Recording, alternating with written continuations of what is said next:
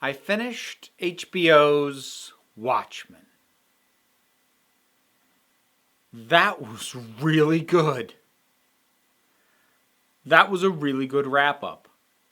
I was kind of dreading getting to this last episode because, I mean, look, my gut instinct on this was to think, well, with all the things left to be covered, with the characters to account for, the events to show us how they're going to play out, what episode to do it, I didn't have a ton of faith that everything was going to pull together. And that's not reflective of Watchmen. That's at this point reflective of the fact that, well, between, multi-story arcs and shows that I really love, or season or series finales that tried to tie everything up in a quick manner and just fail, I kind of get afraid of that, no matter how good the show has been up to that point. I didn't necessarily expect it to go bad, but I was afraid of that. That did not happen. This is a phenomenal ending. Not the best episode of the show, I don't think, but right up there. Okay. Like, this is going to be spoilers. This is going to be huge spoilers. Why are you watching a review of a finale of a show that came out over a year ago? Like, don't do that if you're afraid of spoilers. One of the concerns that I had expressed before was I was worried that the 5th Cavalry's plan was going to work. Like, obviously part of it had worked. They did capture Dr. Manhattan. We knew that at the end of the previous episode.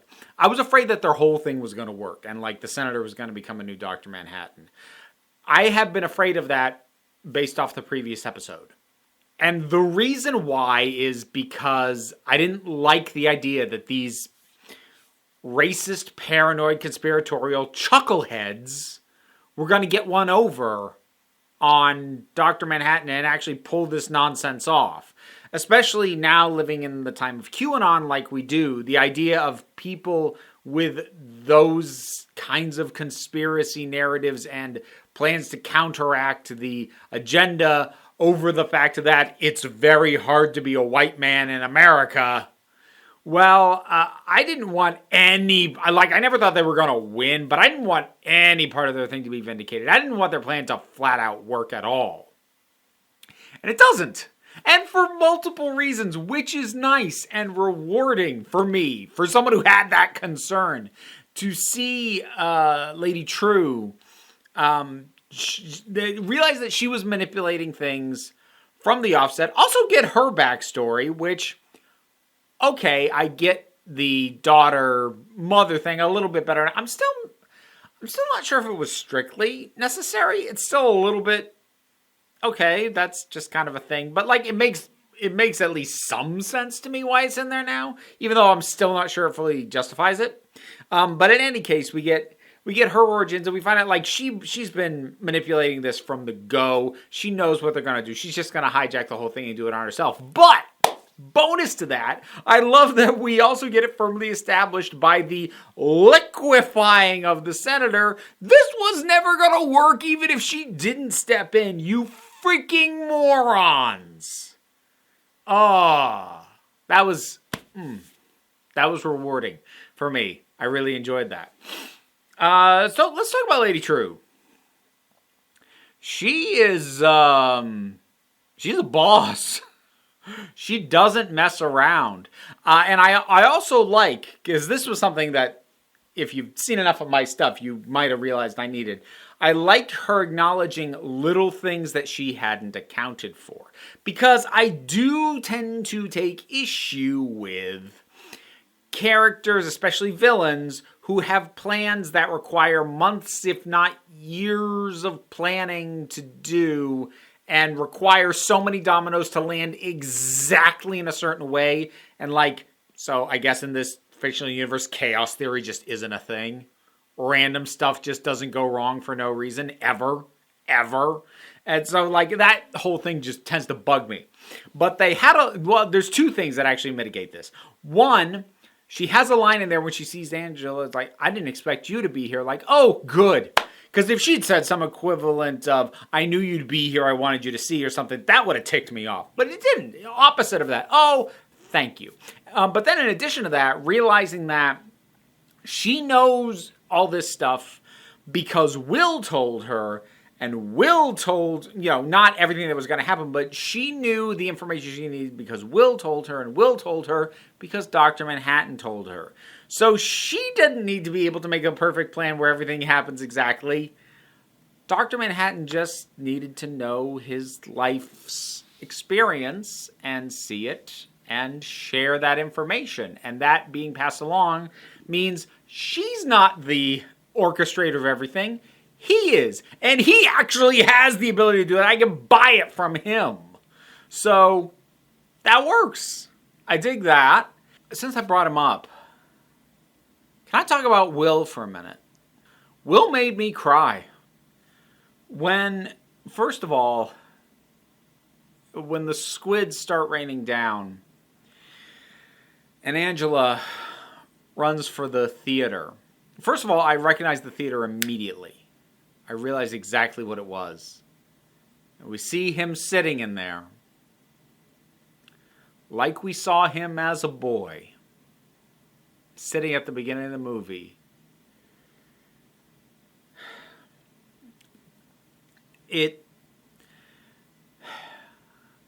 Louis Gossett Jr., who I didn't even recognize. I didn't realize that was him. I haven't seen him in anything in ages, so I didn't recognize him.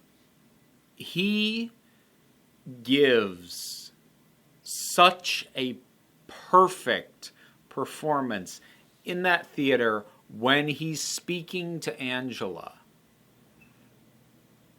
Because without being dramatic, without bringing things up to an 11, without himself breaking down, but just by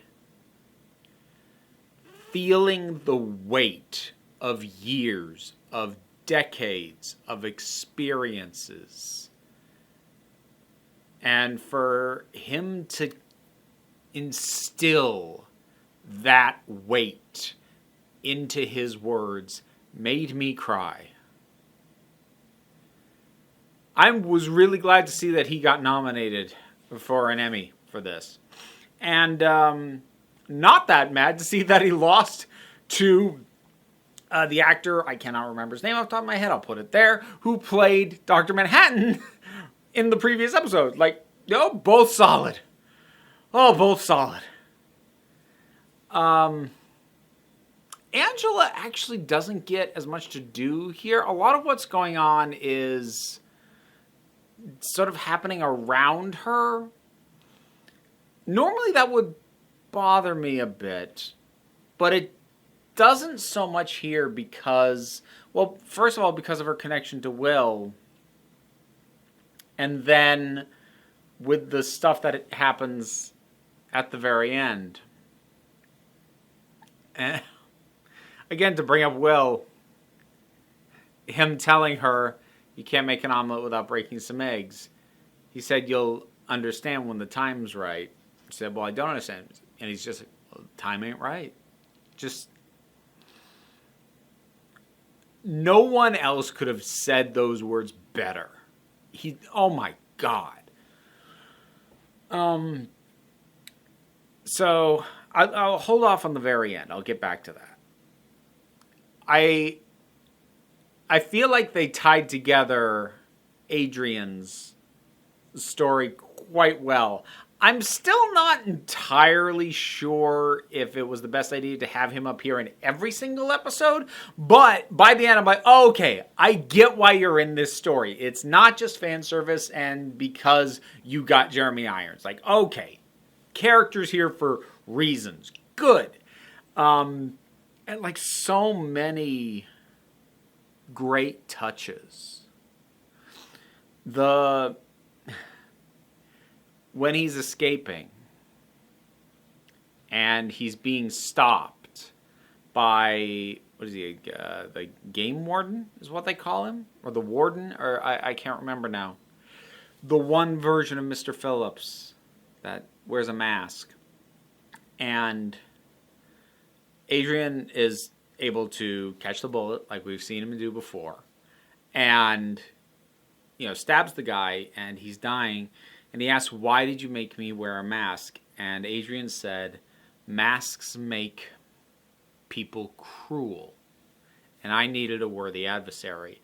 And then, of course, he kind of metaphorically twists the knife in when the guy asks, "Was I a worthy adversary?" He said, "No." Just no. But that line, "Masks make people cruel," that has so much resonance across the entirety of this show. Because not only does the 5th Cavalry wear masks, duh, but the cops do too. And even though it is written in a way to incline us towards thinking of the cops favorably, the cops are brutal in this, including Angela. When that mask is on, she beats the crap out of a suspect in the very first episode. And the reason cops wear masks is because of actions taken by the cavalry. So Cyclops and the cavalry and this reactionary infection has spread to entities like the police and made them crueler than they already were. Now, I should clarify, I'm not implying that, cops don't beat the ever-loving crap out of people in real life without the need for masks. I'm well aware. That's not my point. My point is we see Angela outside the mask, and she is demonstrably crueler when she has it on. That's kind of more my point. I don't want to imply that the show is saying, well, it is even vaguely implying the idea that, well, thank God cops in real life don't have masks because that means they're not cruel. No, it definitely is not saying that, nor am I. But that line for this continuation of Watchmen has the same kind of resonance that Nothing Ever Ends did in the original comic. It's just a notion that reverberates across the entirety of the piece. It's a great observation. It's a great line. It's well delivered. And the context that it's given for it to be said is awesome. Because so often those kinds of almost mission statement lines, something that really flatly speaks to the themes and the points of something, can come across really clunky, forced, feel highlighted. No, that absolutely fits 100%. What else? Oh, goodness. So I guess the other stuff with Adrian, I laughed my butt off when I realized that he is the gold statue. That made me laugh. I'm fine with the fact that Laurie decides to arrest him at the end. Oh, and I was really glad that Looking Glass came back. But the thing with Laurie, while I enjoyed it, there was a certain catharsis to it. It feels, I don't know, I feel a little bit mixed about it because in an odd way it feels cheap. It's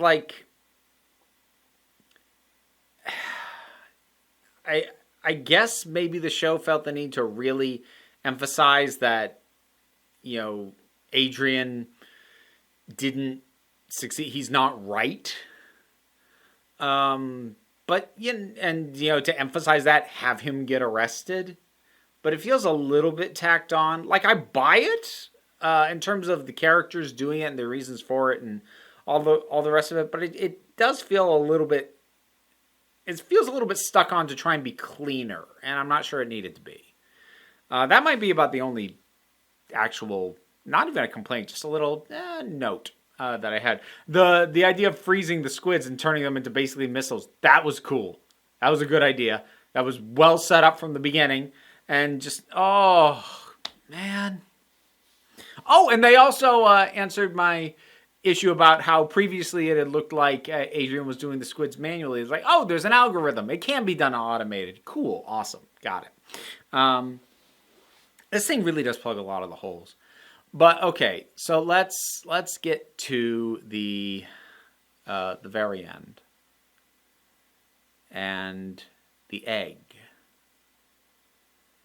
I love the circling back of the egg and tying it to this box that Angela smashed and tying it back to the very first time they ever spoke, and a conversation that I didn't realize where they were going with, because I had assumed that him's talking about being able to put some of his power into something that someone could then take into themselves. I thought that was just establishing that such a thing was possible to validate that the villain's trying to forcibly extract it from him. That's what all that I thought it was. So I feel a little dumb now, in hindsight, recognizing that what they were setting up. And I love that it cuts to black as the foot hits the water. I love that they went ending of Inception on it. That is perfect.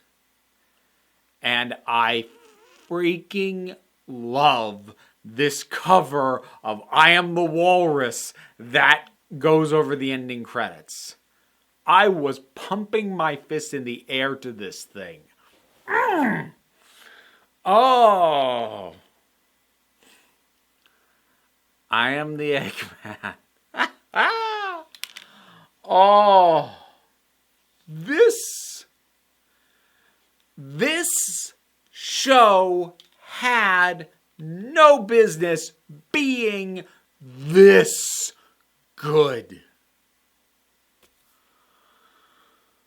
Oh my gosh. It is a tall order to take the name of Watchmen and try and build on one of the most tightly scripted, everything means something epics in literature, because that's what the original Watchmen is. Don't kid yourself that it's anything else, anything short of that. To follow up on that and come away with anything that doesn't just feel like, okay, which is about the impression I get that most people had of Doomsday Clock and the Watchmen prequel stuff, and like, okay, like this is not that. This is, yes. This, I never would have said Watchmen follow-up was a good idea.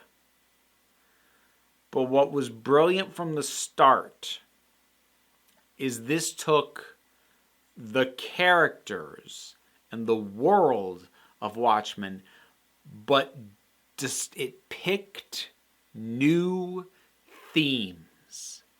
It picked new focuses. So rather than reiterating the points already made to freaking perfection in the original work, it used those tools to make new points. The balls! The audacity to do that! And then the nerve to have it work.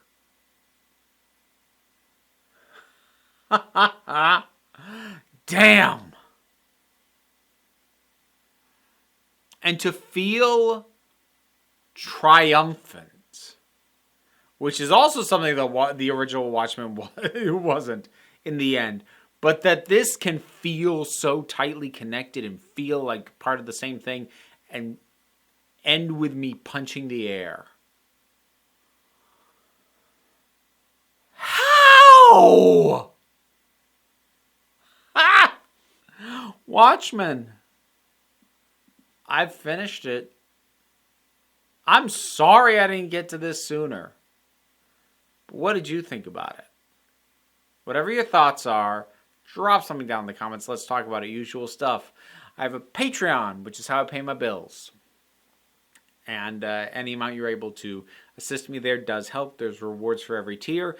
But if you aren't able to do that, I also am helped out by the usual stuff. The likes, the shares, and the subscribes. But you also don't have to do any of it because I take a relaxed attitude around here.